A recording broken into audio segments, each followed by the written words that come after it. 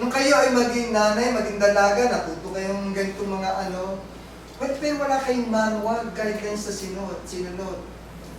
Normal kayong nabuhay, normal kayong kumilos, normal kayong gumawa ng mga role ninyo bilang mga mother. Because that role is given to all of you by our God. And you are guided. Hindi po ba kayo nagtataka? Yun lang panganak nyo, pagbubuntis ninyo. Abay, siyang na buwan. Bibit-bitin nyo, ang hirap nun, ang sakit nun.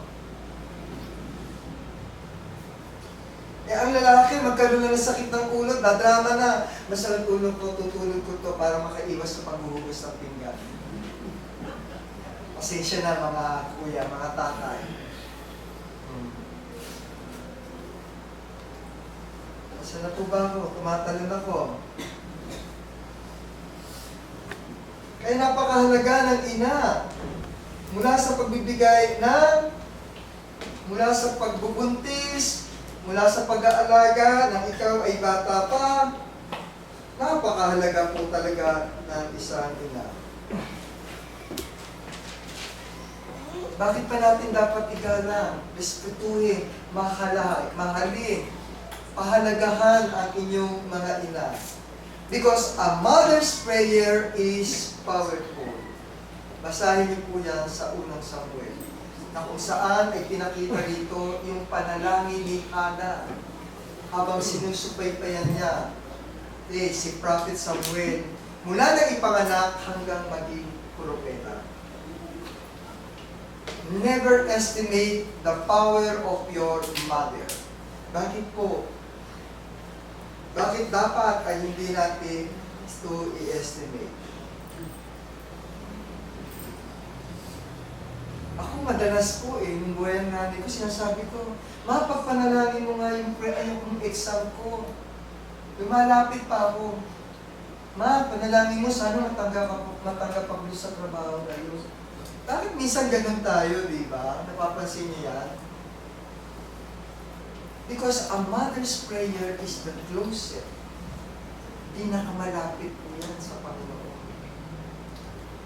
Tingnan si Hana, kanyang panalangin, sinubaybayan niya ang kanyang anak, galing din po tayo. Hanggang buhay ang bawat isa sa atin, hindi tumitigil ang nanay natin. Na makita tayo at mapabuti tayo sa pamamagitan ng kanilang mga prayer. Abay, ewan ko na lamang kung hindi siya God-fearing. Pero may mga mother pag galit sa anak, tamad ang anak, anong ginagawa ko? Mamatay ka na sana, sasabihin ng nanay. Di ba po may mga inang ganon? Because they are not afraid of, and they are not doing their role bilang isang ina. Papanalangin mo yung anak mo, nagkasala sa'yo, mumurahin mo pa. Mamatay ka na sana, masagasaan ka na sana. Walang ganung ina na takot sa Diyos. Sino yung mga ina na nasa sanlibutan? Our mom's prayer always grant by our God.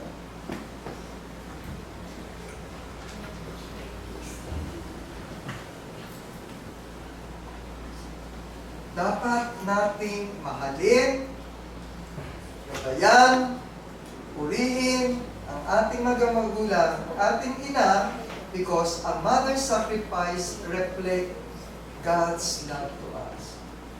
Kung ano yung pinapakita ng isang God-fearing mother, yun ay galing din sa ating Panginoon.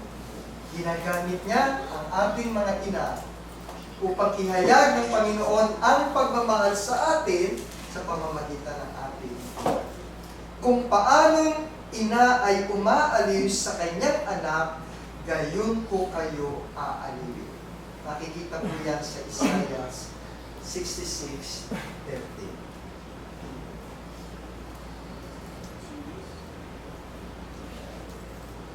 Kaya napaka-importante po yan Kaya nakakalungkot kapag may nadidinig ako o nakikita, nanay niya, no?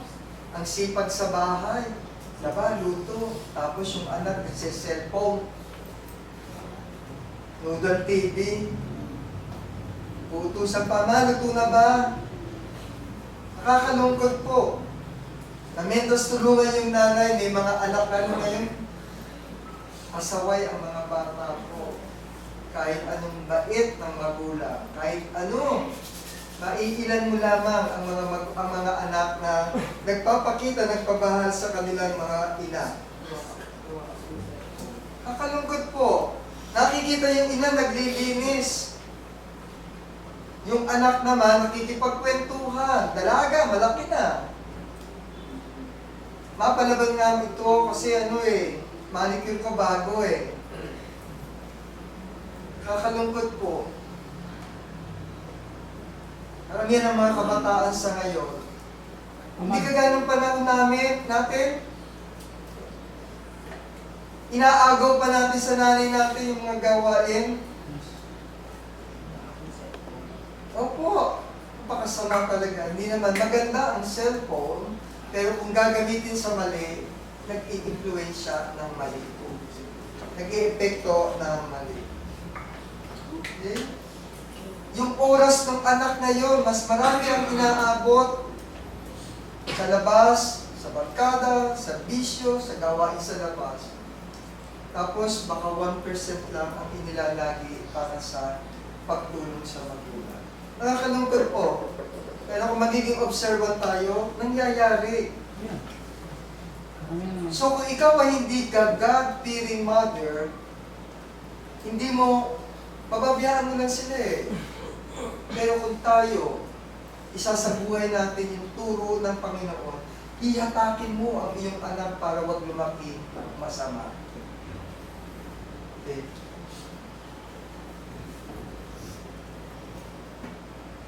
Bakit pa natin dapat mahalin ang ating mga ina?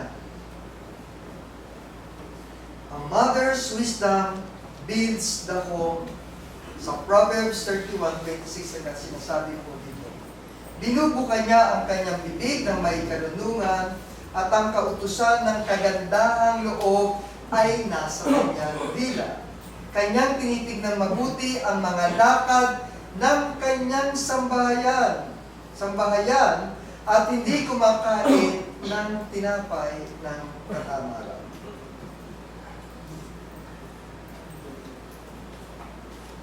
May mga bata ngayon kapag napagsabihan ng nanay, si mama nagbubungangalan naman, hindi, makaalis nga. Parang sa kanila, yung bang nautusan o nabigyan ng mga galit, parang lagi sa kanila pag nagpaalala ang nanay ay sa kanila ay galit. Napakasarap. Sa akin, ang musika ko sa akin tenga, yung turo ng nanay ko. Bakit hindi nyo gawing musika yun? Tandaan nyo, hindi magsasalita o magbubunga nga ang nanay kung walang dapat i-correct o dapat i-share. Kaya nagsasalita ang mga nanay ay dahil meron nais ituwid, nagpapaalala para wag kang tuluyang makalimot. Kaya napakalaga yun. Hindi yung pag nagsalita ang nanay mo, ayan na naman si mama, ayan na naman si mama, nag-iinarte na naman, bahala ka na, gagawin pa yung magkapatid. Mali po yun, mga anak. Magiging nanay ka rin. Yung bunganga ng inyong ina ay isang magandang musika. Dahil tinuturuan tayo to be a better person. Hindi yun galit.